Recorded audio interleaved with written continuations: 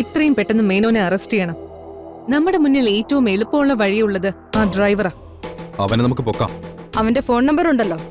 Location അറിയാൻ ബുദ്ധിമുട്ടൊന്നുമില്ല. അത് ഞാൻ ഇപ്പൊ തന്നെ എടുത്തുതരാം. വെച്ച് താമസിപ്പിക്കണ്ട. അവനെ നമുക്ക് ഇപ്പൊ തന്നെ പോയി പൊക്കാം.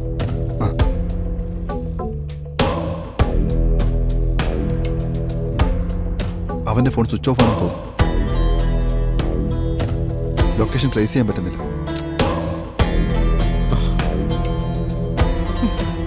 നമുക്ക് വെയിറ്റ് ചെയ്യാം.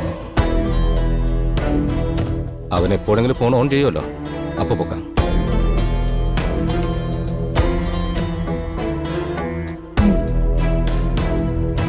Keep trying. അധിക നേരമൊന്നും ഫോൺ സ്വിച്ച് ഓഫ് ചെയ്ത് വെക്കില്ല.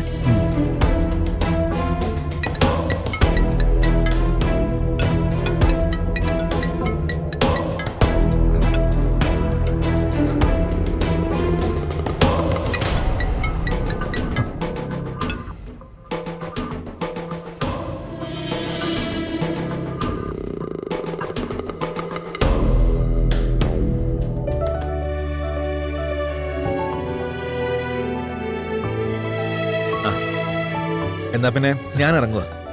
എന്താ ഇത്ര ധൃതി? കുറച്ചു ദിവസം കഴിഞ്ഞ് പോയാ പോരെ? ഫാം ഹൗസിൽ കുറച്ച് കാര്യങ്ങൾ സെറ്റാക്കാനുണ്ട്.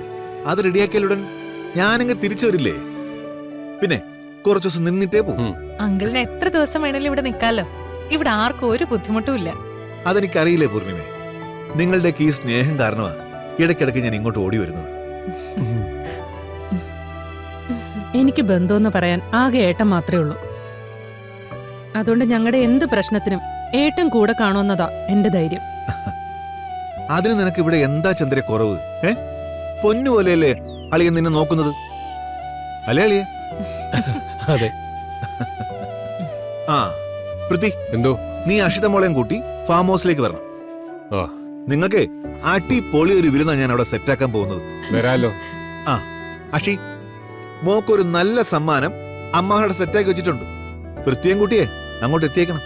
വരാം അങ്കിൾ. അത് ഞങ്ങൾക്ക് ഒരു ചേഞ്ച് ആവും. അതെ. എങ്കിൽ പിന്നെ ഒന്നും പറയുന്നില്ല. അടുത്ത വരവിന് വിശദമായി എല്ലാവരോടും സംസാരിക്കാം. അപ്പോ എല്ലാവർക്കും ബൈ. ശരി അങ്കിളെ. ഓക്കെ.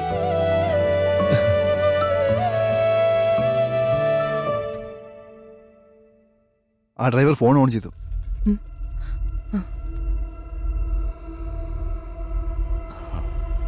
ആ ലൊക്കേഷൻ ലോക്ക് ചെയ്തോ. നമുക്കിപ്പോ ഇറങ്ങാം. നമുക്കിറങ്ങാം.